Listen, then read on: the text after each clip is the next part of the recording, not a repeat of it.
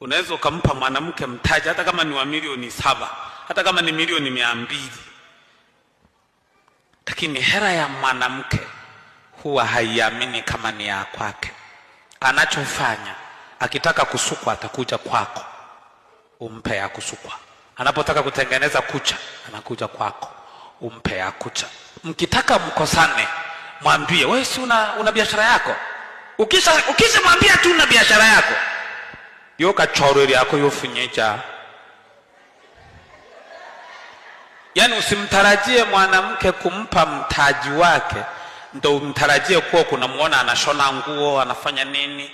Yani anaanza kujiona kama hana mme, anajihudumia na hawezi kukumbuka kama hizo hera za mtaji ni zako. Hawezi.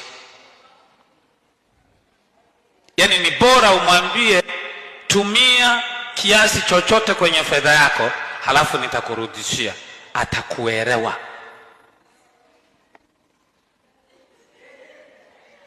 Ndio maana wanaume wengi wanaamwaga kukata tu shortcut.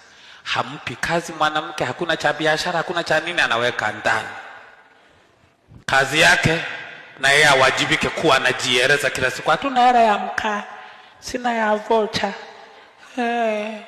Jamaa linakuwa kama limesikia au halijasikia, linaenda chooni kwanza. Linatoa hela kwenye wallet, linarudisha, linaweka hapa.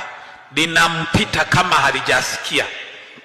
Analikumbusha tena, tumewaomba ya mkaa, ina maana ndio linarudi sasa, linashika hapo, linampa.